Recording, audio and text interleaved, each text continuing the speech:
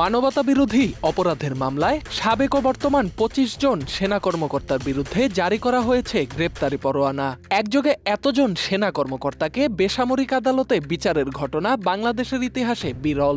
শনিবার ১৫ কর্মকর্তাকে হেফাজতে নেয়ার পর থেকে সেনাবাহিনীকে ঘিরে নানা ধরনের গুজব, আলোচনা এবং এই প্রক্রিয়ার পক্ষে বিপক্ষে প্রচারণায় সয়লাভ ছিল সামাজিক যোগাযোগ মাধ্যম।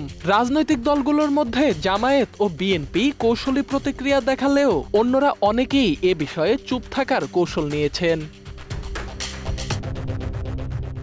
গুম ও খুনের মামলায় জড়িত সদস্যদের বিচার কার্যে সেনাবাহিনীর পক্ষ থেকে সহায়তার ঘোষণাকে স্বাগত জানিয়েছেন বাংলাদেশ জামায়াতে ইসলামের আমির ডাক্তার শফিকুর রহমান। শনিবার সকালে নিজের ভেরিফাইড ফেসবুক পেজে দেয়া এক পোস্টে তিনি লেখেন, ব্যক্তির অপরাধের দায় কোনোভাবেই পুরো প্রতিষ্ঠানকে কলঙ্কিত করতে পারে না। ফ্যাসিস্ট শাসনামলে সেনাবাহিনীর ভূমিকা নিয়ে বিতর্ক যখন তুঙ্গে, সেখানে জামায়াতের এই অবস্থান নতুন রাজনৈতিক আলোচনার জন্ম দিয়েছে। ওই পোস্টে ডাক্তার শফিকুর রহমান আরও লেখেন, বাহিনীর কিছু সদস্য দেশের আইন ও মানবাধিকারের প্রতি সম্মান প্রদর্শনে সম্পূর্ণ ব্যর্থ হয়েছে, তবে এটি পুরো সেনাবাহিনীর দায় নয়। তার মতে, ফ্যাসিস্ট সরকারের প্ররোচনায় কিছু ব্যক্তি প্রতিপক্ষ নিধনের অন্ধ সহযোগীতে পরিণত হয়েছিল, যার ফলেই দেশে জন্ম নেয় ভয়াবহ গুম ও খুনের সংস্কৃতি।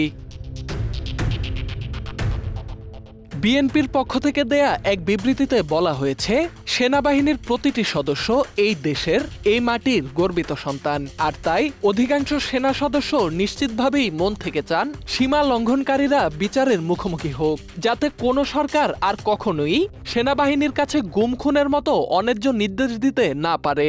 সামরিক বিশ্লেষকদের কেউ কেউ বলছেন, ঘটনাটি যেভাবে জনসম্মুখে প্রচার করা হয়েছে তাতে প্রতিষ্ঠান হিসেবে সেনাবাহিনীর সম্মান ক্ষুণ্ণ হয়েছে। ভবিষ্যতে জাতিসংঘ শান্তিরক্ষা মিশন সহ আন্তর্জাতিক বিভিন্ন ক্ষেত্রে এর নেতিবাচক প্রভাব পড়তে পারে। আবার কারো কারো মতে, মানবতা বিরোধী অপরাধের বিচারে সহযোগিতা করে সেনাবাহিনী প্রশংসা কুড়াবে। তাছাড়া ৫ই আগস্টের পর থেকে বাংলাদেশে মানবতা বিরোধী অপরাধের বিচার প্রক্রিয়া সম্পর্কে আন্তর্জাতিক সম্প্রদায় অভিহিত থাকায় প্রতিষ্ঠান হিসেবে সেনাবাহিনীর কোনো ক্ষতি হবে না। Dhaka express desk report.